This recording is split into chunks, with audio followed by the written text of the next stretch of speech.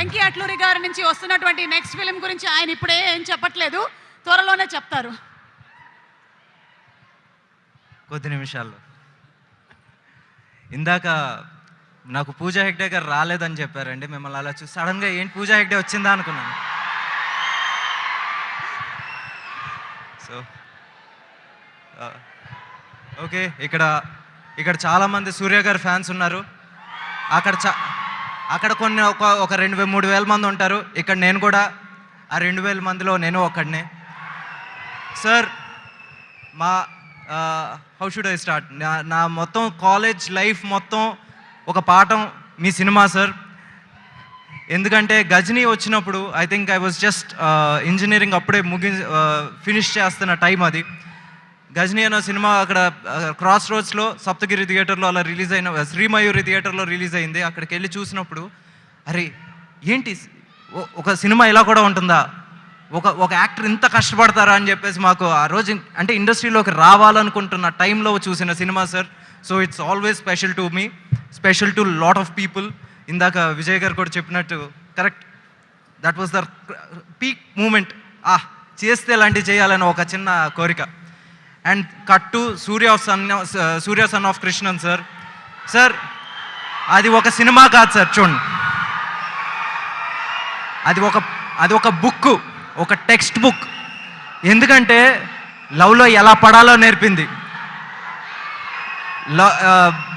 ఒక లవ్ పోతే దాని నుంచి బయటికి ఎలా రావాలో కూడా నేర్పింది, డిసిప్లిన్ నేర్పింది. ఈ రోజుకి నాకు గుర్తుంది సార్, అది అప్పట్లో మనకి ఇన్ని ఓటీటీలు లేవు. టీవీలో వచ్చిన ప్రతిసారి మా నాన్నగారు వచ్చేసి ఆ సినిమా చూసేవారు. Because somewhere at some level it always connects a father and son. It teaches how you should be like a son. ఒక ఫ్యామిలీ పర్సన్ కింద ఎలా ఉండాలని నేర్పిన సినిమా సార్. అలా ప్రతి సినిమా సార్, మీ ప్రతి సినిమా నుంచి మేము ఏదో ఒకటి నేర్చుకున్నాం. నిజంగా thanks for all the great movies sir. Singam వచ్చినప్పుడు మాకు ఒక చిన్న బయటకు వచ్చినప్పుడు బైక్ ఉన్నోడికి కానీ కారు ఉన్నోడికి కానీ ఒక్కసారి యాక్సిలేటర్ సింగ్ అని లేగేసారు సార్. అసలు ఆ ఎనర్జీ కానీ సింగం 2 కానీ sir, hats off sir. you've given movies to all classes.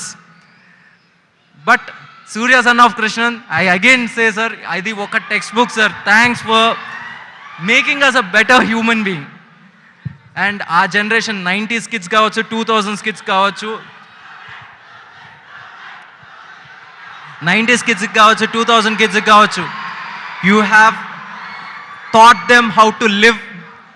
ఒక మనిషిగా ఎలా ఉండాలో నేర్పిన సినిమాలు చేశారు sir. Thanks a lot for that. And now Retro, ఒక 2 ముక్కలు కార్తిక్ సుబ్బరాజ్ గారి గురించి చెప్పాలంటే, he's, I don't know if I have to compare, but as a fan I'm telling sir, he's the Guy Ritchie of east.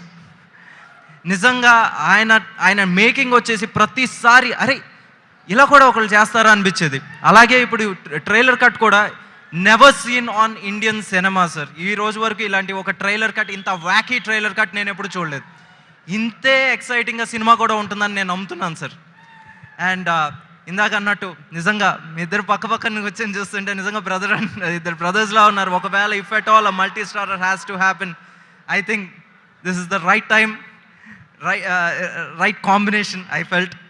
So on this note, and Karthik sir, again మీకు కూడా really hearty welcome to this industry, and very all the best. And again Santosh Narayan గారు కూడా his music, మనం దసరాలో పాటలు విన్నాం, మళ్ళీ ఈ సినిమాలో పాటలు వింటున్నాం.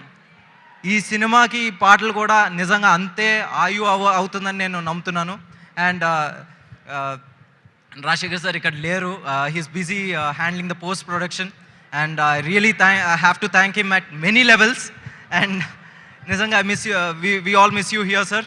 అండ్ రెట్రో వచ్చేసి May 1st రిలీజ్ అయిన తర్వాత పెద్ద బ్లాక్ బస్టర్ అవ్వాలని కోరుకుంటూ, in all languages, across all states and across the world. Thank you sir.